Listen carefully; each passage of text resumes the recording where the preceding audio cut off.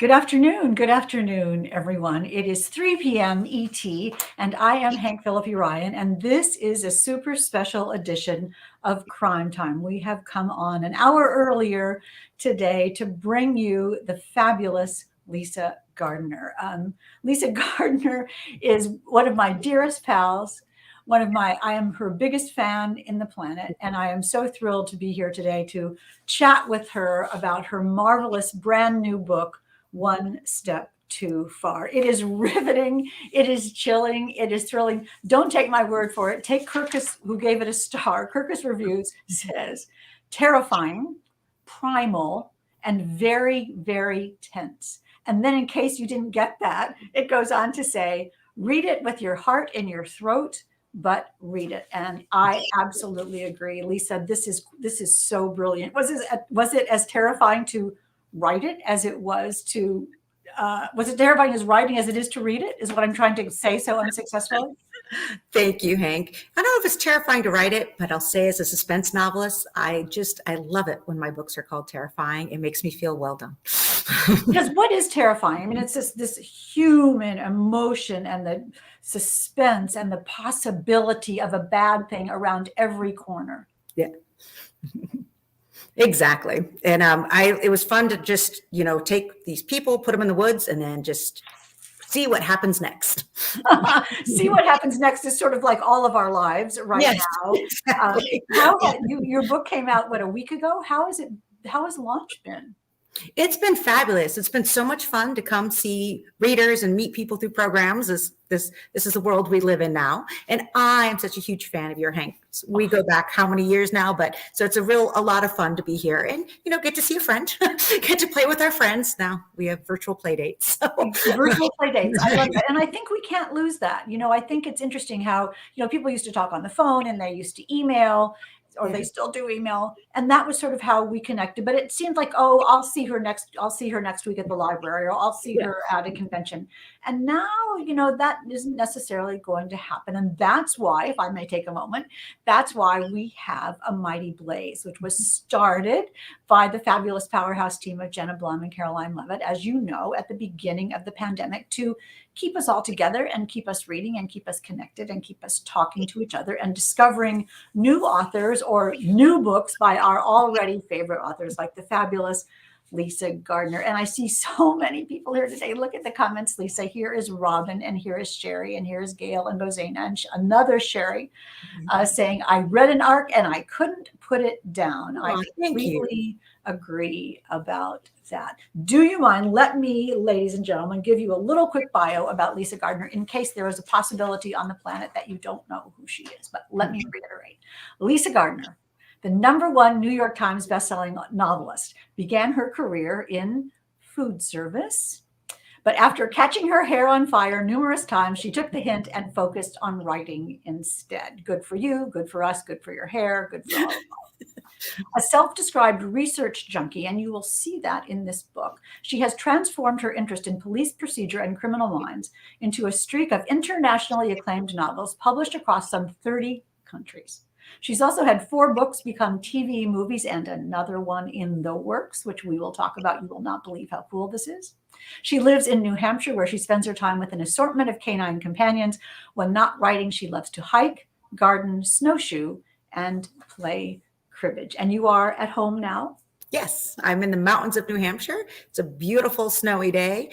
Perfect hiking conditions, I must say. It's always perfect hiking conditions for you. We were talking earlier about the weather. Talk a little bit about when's too cold for you and when is too cold for your dogs. Well, so the dogs and I were out this morning because negative, anything beneath 10, and we're about to go into pretty deep negative territory, then we do actually stay inside. But otherwise, outdoors is always the place to be when not writing a novel, of course. And you take us there in One Step Too Far. You take us deep into the outdoors, into places we have never been. With every tense step, we fear we have gone one step too far. And I want to talk about the outdoors and missing people and isolation and motivation and relationships and a haunting past and getting to the truth. But first, let me ask you just to tell us all what the plot of this book is. What is it about to you? So one step too far brings back missing persons cold case expert Frankie Elkin. And this time she's taking on something different. A young man went missing in the wilds of Wyoming 5 years ago. His mother is now dying of cancer, and her wish is to be buried next to her son. So, as would happen in the real life, there's a last ditch kind of expedition to try to find the young man's body. It's led by his father and a wilderness guide, the friends that were with him the night he disappeared, and all of their guilt. Then you have Frankie, you have a search dog, who's one of my favorites, and then a Bigfoot hunter just to round it out. And they all head into the woods to see if they can find Timothy O'Day. And bad things happen from there. It's kind of like Agatha Christie's And Then There Were None goes for a hike. With a little bit of deliverance involved. I mean, the vision of this is so gorgeous. Here's Frankie, who has her own past in Boston, and she hunts for missing people in the wilderness with a bereaved and obsessed father. Oh, yeah. Looking for not his son alive, but his son who seems to be possibly clearly dead, who went missing on a night that he was out camping with his groomsmen. Yeah. The night, right before his wedding. Yeah. So this young groom-to-be goes missing, and for the 5 years after that, this team has obsessively looked for them. And this year it is Frankie, the father, the groomsman, a search and rescue dog handler, and a rescue dog named Daisy, and a Bigfoot expert. And you see them tramping through the woods. Frankie is the pivotal person in this novel. She's the lead character in your books. Tell us a little bit about Frankie. So Frankie is a recovering alcoholic. She describes herself as a woman with more regrets than belongings. The way she keeps herself sober is really she leads a nomadic life. She does not have a white picket fence house. She does not have a stable job. She does not have a long-term relationship. She goes from place to place, assisting with these cold cases that she often discovers either in online forums. This particular case, she read an article in the newspaper, but she's basically inserting herself in other people's lives and trying to solve their problems. Because let's face it, it's easier to solve someone else's problems than your own. And she herself is probably searching for something, but she's not sure what. She knows this works for her, and she's good at it. Of all the life skills, finding missing persons, the kind of social engineering, talking, but I really think her superpower is listening. That's often what you need to make a major break in a case. I mean, I love the metaphor of her searching for someone, because I so agree that she's searching for herself as well. Right. It's her motivation and a little bit of her obsession to sort of knit up some frayed ends of her life, ends that she's not quite sure that she even understands what are. And she puts herself in this situation completely believably, and aligns herself with this obsessed father who needs, out of love and out of obsession, to find his son. And they go into the wilderness to do this. Talk a little bit about why your gorgeous and terrifying setting. So it was very great to write a book in the Wyoming wilderness. I'm an avid hiker, as we discussed, but I'm in the mountains of New Hampshire, which are much smaller. But like a lot of people in the pandemic, if I hiked before, I doubled down on it now. It was outside as much as possible. I think we all needed the break. And this was my kind of pandemic book, so to speak. And so if you're sitting at home and you do have to stay put, it's like, I want to think of the biggest setting I could think of. And I was like, the mountains of Wyoming.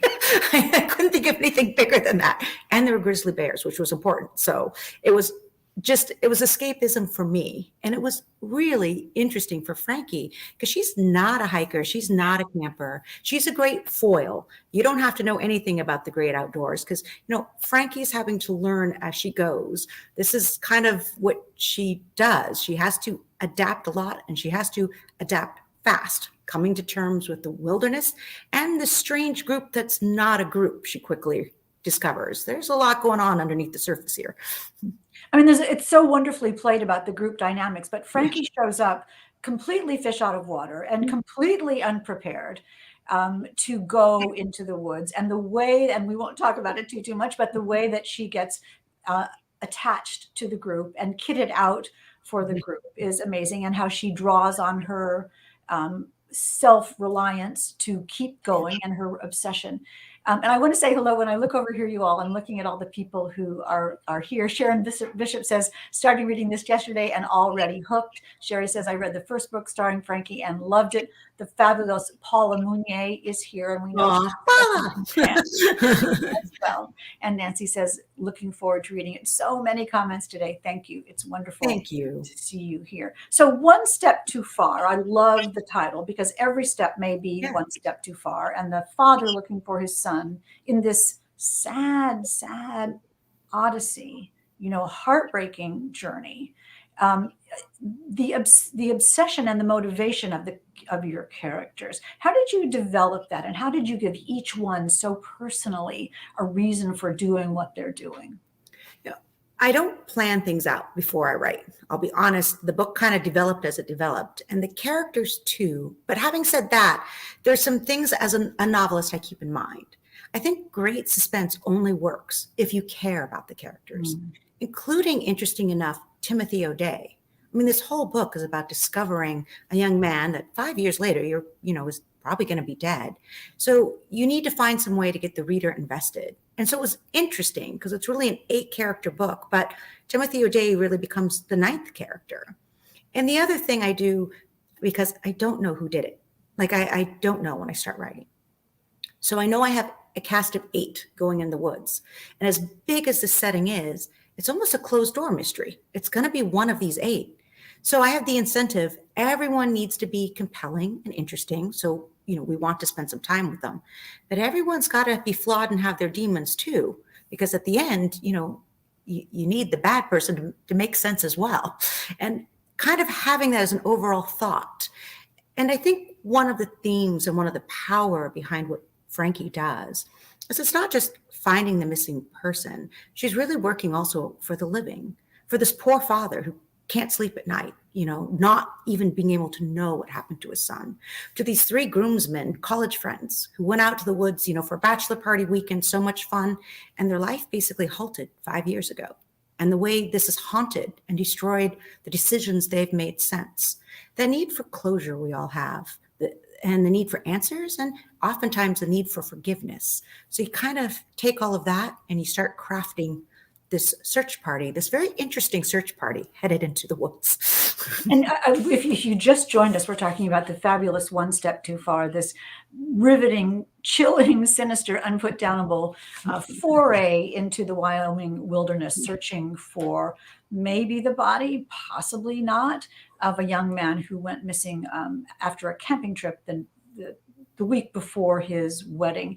And one of the things you were talking about, the main character, Frankie Elkin, who has joined this search party, who finds people, essentially, that's her role that she's assigned herself, draws out each of the characters. And we learned Tim O'Day at the beginning is this very idealized missing person who was the best person in the world. And how could this happen? And he was so prepared and so knowledgeable. And it gradually, you so gorgeously unspool how people really feel and who he really was. And I'm so surprised and so delighted to hear that this was a surprise to you, because you play fair. This thriller is perfectly fair play thriller.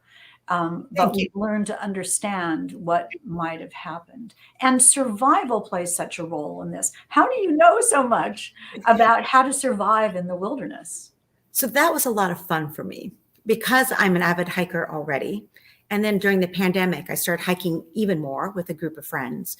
We started doing much more what they call backcountry hikes. So you're getting off the grid, so to speak. You're getting a distance away, often no cell phone reception. Sometimes GPS works, sometimes not. Either way, if you get in trouble, you're going to be on your own for a bit. My community, much like what would happen in Wyoming, search and rescue is primarily volunteer. It's excellent. Neighbors are helping neighbors, but nothing's going to happen fast. So if the worst happens, you need to be able to take care of yourself. So we decided for our own comfort level, we would take a wilderness survival course. And I have to say, I was like, where's this been all my life? I mean, the very first thing we did was learn how to start fire. I'm like, I'm a thriller novel. I don't think I'm allowed to play with fire at home. But it's like the time of my life.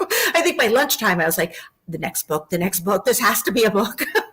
It was the best time I ever had. Where were you? There's a couple survival courses just down the road from my house. So it's just an hour away, from various lengths and everything from backcountry to learning how to build shelters to emergency first aid. There's one on even plants you could eat, but not so applicable since I was using Wyoming. But Well, it's interesting because you have to juggle in this book. So before we go to this, how did you take your New Hampshire survival experience and translate that to Wyoming? I mean, the range of weather and obstacles in Wyoming is just gorgeously, shockingly, terrifyingly wonderful. And you put all of those, rocks and rivers and rain and, trees and animals and creatures and all kinds of things all together in this book. And it's so cinematic. How did you take yourself to Wyoming? well, the good news is, the highest peak in New Hampshire, and I think New England, is Mount Washington. It's only 7,000 feet, but its claim to fame is it's home of the world's worst weather, literally. And we do sadly have a few fatalities each year that are weather related. So even though we're not the staggering heights of like Wyoming, Colorado, places like that, Oregon and the Cascades, weather is always a factor back here. And so once you know the various conditions and how they impact you, it doesn't really matter what mountain you are on, it's the conditions that matter. So that's already been part of kind of my ongoing education as a hiker. I wanted to go to Wyoming because I just love Wyoming, but because of the pandemic, I couldn't at this time. But I am from the West and I've done some Western hiking, so that helped. And I will say, look at many, many just gorgeous, gorgeous pictures of the mountains and wildflowers and clearings and rivers. And again, this book was really about me coping. I'm glad you guys enjoy it too. Well, that's so interesting. That's so sort of sweet that you reveal that, because one of the things that I love about this book, and if you just joined us, we're talking about Lisa Gardner's One Step Too Far. One of the things that I felt as I was racing through the pages is, would I know how to do that? What would I do? How would I react in that kind of situation? Would I turn around? Would I go ahead? Would I open the door? Would I go in? And you were sort of making those decisions along the way as a writer. I think it was really nice to have Frankie as kind of, she's us. She's an everyday person. She's not a former investigator or a law enforcement officer or ex-military, nothing. She is just a middle-aged woman trying to figure out this life. And so she becomes our foil. She's fit. She walks a lot because she doesn't have money and she doesn't own a car. So she's that kind of fit. But yeah, she doesn't know about all the gear. She needs help from, Luciana, the dog handler. She doesn't know how to set up a tent. Again, this is how she starts kind of bonding with the group. But she also uses it as an entry point to also get people talking. Because one of the challenges for her is, normally, in a missing persons case, she's arriving in an environment, and the way she's going to make discoveries is interviewing neighbors, witnesses, family members, that by virtue of time passing and Frankie being an outsider, like not a cop, she might get information that the police weren't able to. None of that applies in the wilds of Wyoming. So Frankie does have this very real moment right in the beginning when she learns she gets to participate of, well, wait a minute. But what do I actually do? Because all the things I know how to do. I mean, what is she going to do? Interview grizzly bears? I mean, and she learns that, and she learns to connect to people. Yes. By asking for help. Yes. So instead of fighting that she can't set up a tent or doesn't know how to start a fire or doesn't know what to wear, when she asks for help, people open up to her. And reveal more than specific survival situations. I think Frankie's very self-deprecating, and a lot of her appeal is she is very empathetic and she doesn't pretend to be anything she's not. And, by being willing to admit up front, I don't know how to do this. I'm trying my best, but I'm out of my league. It opens the doors for people to come to her. And then, now they're in the position of kind of helping her. You're more relaxed, right? If you're the one. So then it's easier for her to start asking questions. It's a very great dynamic that she often takes advantage of. Well, it's great because as she's collecting the puzzle pieces from each of her fellow hikers, we as the readers are collecting the puzzle pieces as well and deciding which ones are relevant and which ones may not be relevant. And we see a very different story emerging from, of course, somebody's calling you now. Let me just get that. Hello. Sorry about that. Why do people always call in crime time? I don't understand that. So it allows us as readers to figure out what the story is with Frankie, as we were talking about. And the group, and she's also the outsider. Yes. So she's watching the group dynamics develop, how Tim's father relates to his groomsmen, Yes. how he did before and how he did now. Talk a little bit about the father and his obsession, and how this is out of love, but also the search is out of love, but also out of obsession. Yeah, so one of Frankie's tasks for any situation she's in, she does need to size up pretty quickly the dynamics and people's roles and who they really are. So at face value, here's a, grief-stricken, but, committed father trying to take care of his wife's last wish, as well as, get closure for himself by finding his son. So it seems like this is, of course you're going to go do this. But the minute they get on the trail, Frankie pretty quickly starts to realize this guy's, he's punishing. He's not just obsessed, but he clearly blames the groomsmen. And the groomsmen are completely cowed by them, and they're kind of accepting all the guilt and blame. And, there's a little toxicity going on here. And exactly. As they get closer to maybe making discoveries, Martin's obsession gets even worse, and you feel for him. It's important. Frankie learns to feel for him too, but she's like, the dude really is an asshole. Exactly, because you think, why would somebody make these guys go hike for something that they're clearly, it's going to be a disaster no matter what they do. If they find him, if they don't find him, it's clearly going to be a disaster. And one of the things one of the bits of research that's so fascinating in this book is how many people are missing in that part of the country. So each of Frankie's stories, well, there have been two, neither one which were planned, have been trying to take on some aspect in the real world of the kinds of missing persons cases that fall through the cracks. So Before She Disappeared was a missing Haitian teen in Boston, because as we all know, unfortunately, minorities, marginalized communities just don't get the same level of police attention. But the other aspect, and I didn't really know this until last year, was people who go missing on national public lands. There's 1,600 people that have disappeared into the wild of the US. There's not even a central database tracking this. This is estimation people have. And because the nature of a search for most communities are volunteers, well, everyone comes together for those first 2 weeks, 2 months, whatever. But once enough time has passed, all the volunteers need to go home. And that's just it. There's no one left ever looking to bring that child, father, daughter, wife home. And for the families involved, that's an overwhelming amount of just grief and just kind of terror. What's worse, not knowing what happened to your loved ones? You late at night can spin and fill in all the blanks with your worst terrors, or, getting that kind of closure of, okay, but at least we have him now. And that's exactly what One Step Too Far is about. Is it one step too far to try to find the answers of the past and what will happen when those dominoes fall? At what point in your writing this did you find out about all those missing people? Was that a beginning domino, or was that in the middle? That was actually the article that helped inspire this. Oh. John Billman wrote an excellent novel called The Cold Vanish. And one of the fun things that came out of it, because it was about all of these missing persons cases, is he's the one who talks about the role, and this is again from real life, of the North American Bigfoot Society Association. They're the ones actually who are undergoing a mapping project right now of the United States. And because they're out in the wilderness and love the mountains and are skilled outdoors people, they often assist with missing persons cases and have a lot of skill and knowledge in this area. So hence we added to the group of 8 Bigfoot. Let me just say, if you all are saying, did she say Bigfoot? Did she say Bigfoot? She said Bigfoot, the Bigfoot Society. And it's so, how did you find out? So this is in this Billingham article.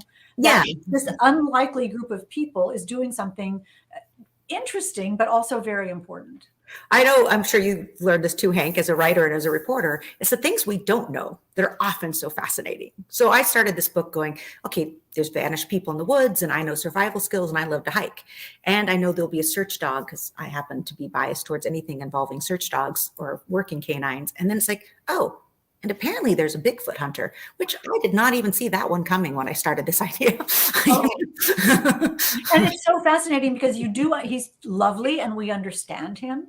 And Frankie gets to know him. And, he's huge and she's small. And so the whole story is just so incredibly cinematic. And the structure of the book is this powerful forward motion. If there were ever a masterclass in writing a page-turning novel, this is absolutely it. Talk a tiny bit about how you think about writing a thriller and what's important to you in the pacing of a thriller. It's one of the things I knew when I started this book, and I don't always, but if I was going to go in the woods and we're going to have survival, it's like, I want this thriller because, mine, I've written a lot and they kind of fall in different areas of the spectrum. It's like, I did want this one to be action-based. And part of it, I'll be honest, when you're a writer, it's more fun for me because action sequences are, the most fun of our writing, I think. And so it's like, I just had the sense that this book should hit like a locomotive. It's like we get off into the woods and then it needs to be boom, boom, boom, boom, boom. Because otherwise, what do I have? 8 people wandering in the woods talking about lovely scenery. So that sense of impending doom and growing danger and then growing at stakes. And again, what's happening? We're just supposed to be trying to find a lost, son, friend, young man, and instead something terrible is going on here. And the structure is so gorgeous because it starts, the adventure into the wilderness starts with this grueling, arduous hike where you feel every muscle in your body. And people are saying, I don't want to do this. Why is this worth it? And Frankie's trying to prove that she's up to it. And so we're with her with every agonizing step. And then, as you say, it sort of becomes a little bit, and then there were none. And what is going on? And the built-in ticking clock of time, of not just a watch, but day and night, and weather, and how many people are left, and all those kinds of things. Were you just typing as fast as you possibly could? At a certain point, yes. And not all books are like that. So I was really grateful in this case. And no dogs are harmed in this novel, never would be in your books, we can say. So Daisy was a lot of fun for me because years ago I had the opportunity to go to the Body Farm, and just sheer serendipity was a search and rescue canine team there to do training with their cadaver dogs. So I got to meet the dogs, I got to talk to the handlers. Not just how you train a cadaver dog, what their limitations are. They're extraordinary, but again, you can work them only for so long. You need to give them breaks. The psychology of it, the dogs do get burned out. They can become too sad if they're spending in a search and rescue mission, they're only finding human remains. So like they talked about having volunteers, living volunteers hide at the end of the day so the dogs could end on a good note. All of that I thought was just amazing. So I've been waiting for the right opportunity. As writers, you hear some stuff and it's like, well, not quite yet, not quite, but there's going to come the book. And there was the door for that. Daisy has a marvelous personality. She's brilliant. And I love that she gets sad. And I love that her handler, Luciana, understands that, no, Daisy's done. We're going. So all of you, I see Paula Mounier saying, can't wait to meet the dog. All of you will, I think about Lisa Gardner and the Body Farm and search and rescue dogs. And I think, wow, that's Lisa Gardner paradise, right? Right there. Pretty much, yes. Speaking of Lisa Gardner paradise, you went to Antarctica. Yes. Tell us about that. So where do you travel in a pandemic? In the end of the day, I'm like, I'm going to go where there's no human beings, and that's Antarctica. So it was really amazing. It was a National Geographic expedition. So we're able, once we were on the ship, we never saw another human being. We spent 4 weeks going around like the perimeter of some of the Antarctic Peninsula and then to South Georgia and Falklands. And it was a grand tour of penguins and various seals and birds. And the penguins are beyond adorable. Like I could watch them all day long. It was like the best refresher, the best experience, and the color of blue on the glaciers. It kind of just made you reaffirmed that this world is still just an awesome and amazing place. First of all, I was glued to your penguin videos. I watched them over and over. And my husband finally said, I have seen her penguin videos. Okay, it's fine. I don't need to see another penguin video. You do need to see another penguin video. He's wrong. I totally agree. So I urge you all to go to Lisa's Facebook page. And Marcy is saying, I saw some of your penguin videos on Instagram. So cute. Yes, Marcy, they are. I'm So going to start posting more too, just so you know, because I have so many and I miss them. I'm kind of thinking like once a week, we just need a penguin. I love it. Penguin Day. It's Penguin Day with Lisa Gardner. Did it change you though? That trip must have changed you somehow. I think it was good. I think in that all of us are a little burnt out now. I mean, it's been a couple years of, it seems like mostly bad news.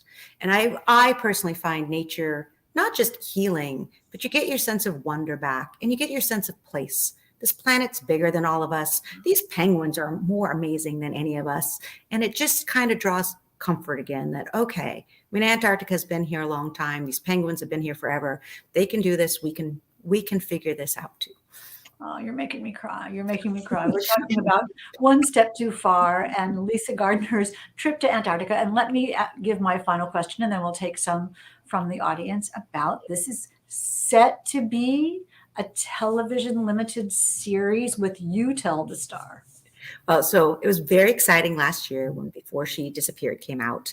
Frankie Elkin, the main character, definitely struck a chord. And in the end, it was Hilary Swank. And E1 Production have optioned Frankie and the books to become a limited series. And I got to Zoom with Hilary Swank, and I am not a novelist who ever pictures, like people say, I always pictured this character as, I don't know, Sandra Bullock or something. And I'm like, I got nothing. But the minute Hilary Swank, I'm like, oh, totally. She is totally Frankie.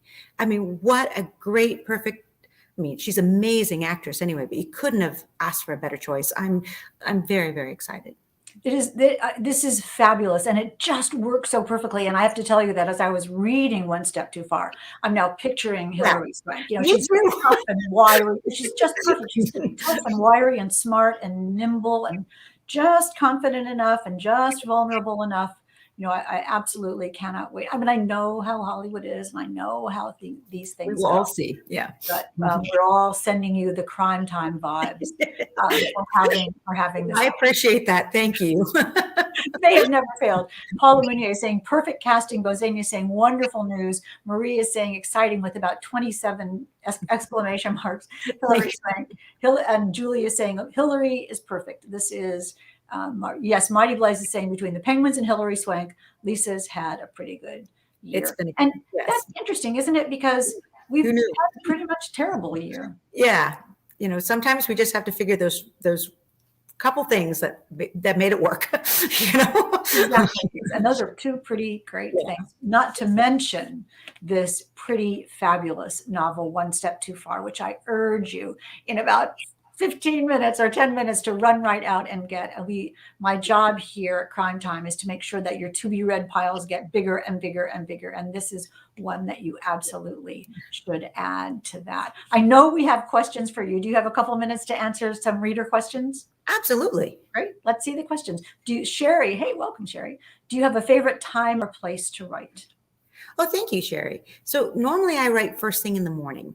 I find when I get busy with the day, my mind gets too tactical, and like a lot of people, I don't know, the to-dos of everyday life start taking over. So just first thing in the morning, I don't even have a cup of coffee, just try to get to the computer.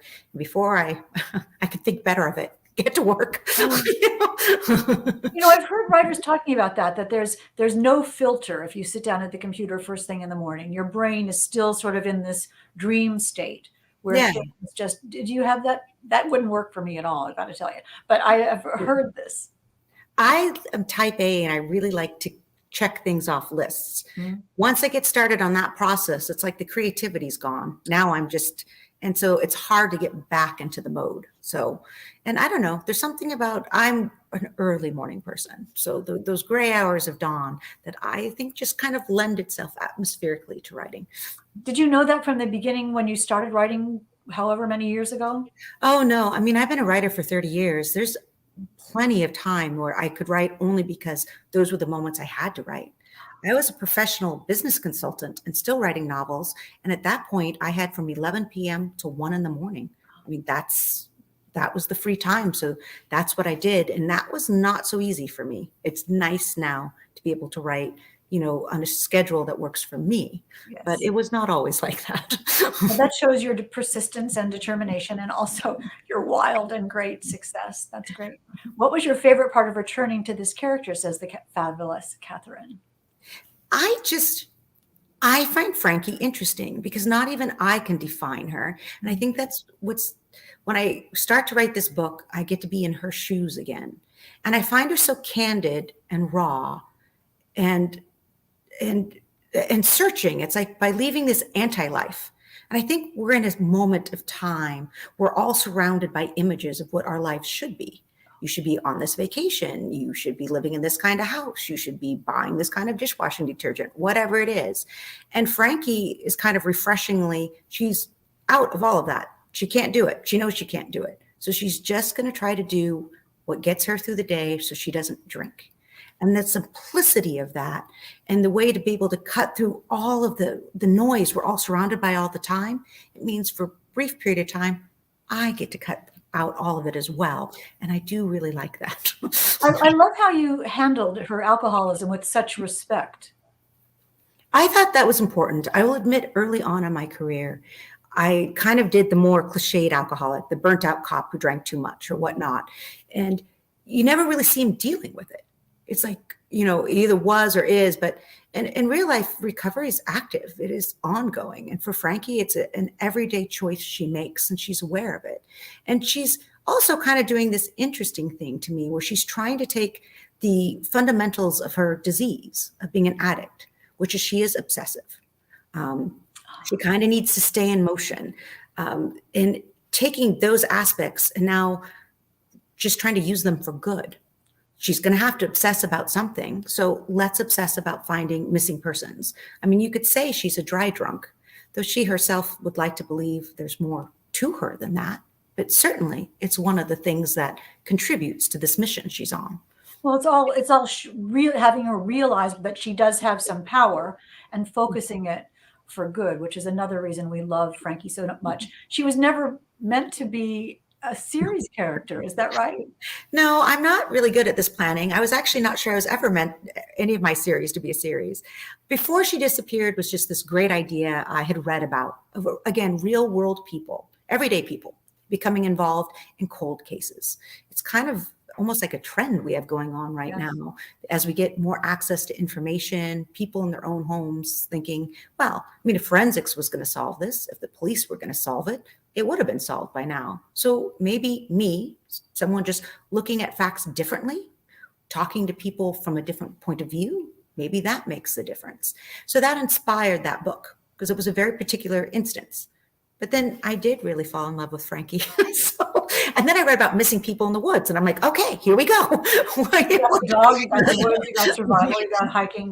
This is beautiful. And look how marvelously it has turned out. We have time for one more question, I think. Is there one more?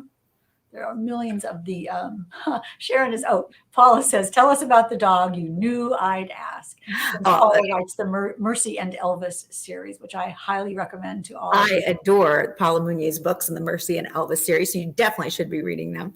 So it was really fun to contract Daisy. She's actually based on a real story I heard from the search and rescue team, where that particular handler, she worked, I think it was Belgian Malinois, I never say it correctly, but purebred search and rescue dogs or working dogs that she trained and trained and trained.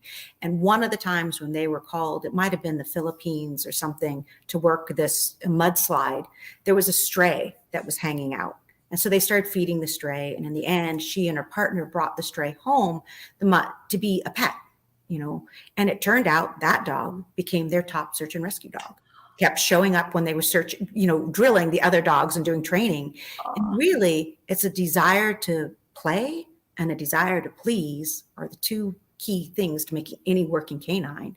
And I just love that story too, of literally the underdog became their star searcher. That is great. Terrific fodder for a story. I forgot, you all, that Lisa is generously giving away one copy of One Step Too Far. So in the next 1 minute, the Blazer behind the scene will pick a winner to win a copy of One Step Yay. Too Far. Yay. And the rest of you go right out and get One Step Too Far. And that is, look how quickly that happened. Amazing. Thank you.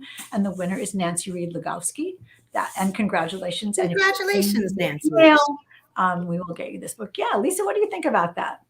I think that's awesome. I think that is fabulous. And the rest of you can go buy it because everyone will be talking about it. And we have a link to where you can get a copy of One Step Too Far. Lisa, congratulations on this book. It is a joy to read. Absolutely could not put it down. Thank you so much, Hank. And thank you everyone for being here today. It is so much fun to get to talk books with other people who love books. And it's always a pleasure. I hope everyone enjoys. And yay, Daisy. You can do this without even being cold. Take care over this cold weekend.